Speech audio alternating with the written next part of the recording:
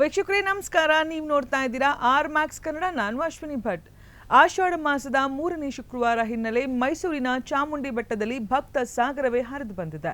ನಾಡದೇವತೆ ತಾಯಿ ಚಾಮುಂಡೇಶ್ವರಿಗೆ ವಿಶೇಷ ಪೂಜೆ, ಮಹಾಮಂಗಳಾರತಿ ಹಾಗೂ ವೈಭವದ ಪುಷ್ಪಾಲಂಕಾರ ನೆರವೇರಿಸಲಾಯಿತು.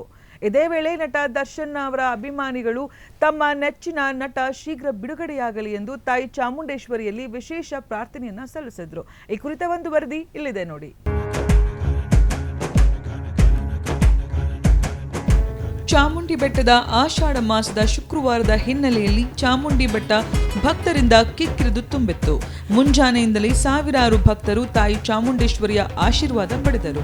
ದೇವಿಗೆ ವಿಶೇಷ ಪೂಜೆ, ಮಹಾಮಂಗಳಾರತಿ, ಲಕ್ಷ್ಮೀ ಅಲಂಕಾರ ಹಾಗೂ ವಿವಿಧ ಬಗೆಯ ಹೂಗಳಿಂದ ಅದ್ಧೂರಿ ಪುಷ್ಪಾಲಂಕಾರ ನೆರವೇರಿಸಲಾಯಿತು.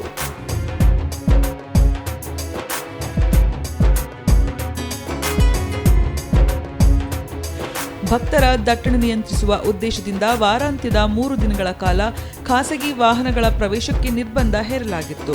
ಲಲಿತಾ ಮಹಲ್ ಮೈದಾನದಿಂದ ಕೆಎಸ್ಆರ್ಟಿಸಿ ವತಿಯಿಂದ ಉಚಿತ ವಿಶೇಷ ಬಸ್ ವ್ಯವಸ್ಥೆ ಕಲ್ಪಿಸಲಾಗಿತ್ತು.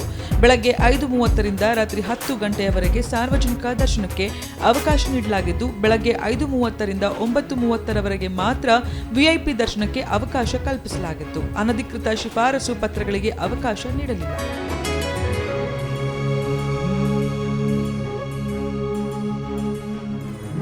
ಇನ್ನೊಂದೆಡೆ ಬೆಟ್ಟದಾದ್ಯಂತ ಪ್ಲಾಸ್ಟಿಕ್ ಬಳಕೆಗೆ ಸಂಪೂರ್ಣ ನಿಷೇಧ ಹೇರಲಾಗಿತ್ತು. ಯಾವುದೇ ಅಹಿತಕರ ಘಟನೆ ನಡೆಯದಂತೆ ಬಿಗಿ ಪೊಲೀಸ್ ಬಂದೋಬಸ್ತ್, ಸಿಸಿಟಿವಿ ಕಣ್ಗಾವಲು ಹಾಗೂ ತುರ್ತು ವೈದ್ಯಕೀಯ ಸೇವೆಗಳನ್ನು ಒದಗಿಸಲಾಗಿತ್ತು.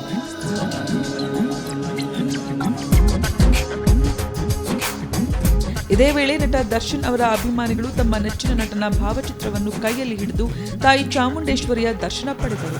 ನಟ ದರ್ಶನ್ ಅವರು ಆದಷ್ಟು ಬೇಗ ಬಿಡುಗಡೆ ಹೊಂದಲಿ ಎಂದು ವಿಶೇಷವಾಗಿ ಪ್ರಾರ್ಥನೆ ಸಲ್ಲಿಸಿ ಗಮನ ಸೆಳೆದರು. ಹಾಗೂ ಮಾಜಿ ಸಿಎಂ ಯಡಿಯೂರಪ್ಪ ಅವರು ಚಾಮುಂಡಿ ಬೆಟ್ಟಕ್ಕೆ ಆಗಮಿಸಿ ಮುಂದಿನ ತಿಂಗಳಲ್ಲಿ ಅವರ ಮೊಮ್ಮಗನ ಮದುವೆ ಇರುವ ಹಿನ್ನೆಲೆಯಲ್ಲಿ ವಿಶೇಷ ಪೂಜೆ ಸಲ್ಲಿಸಿದರು.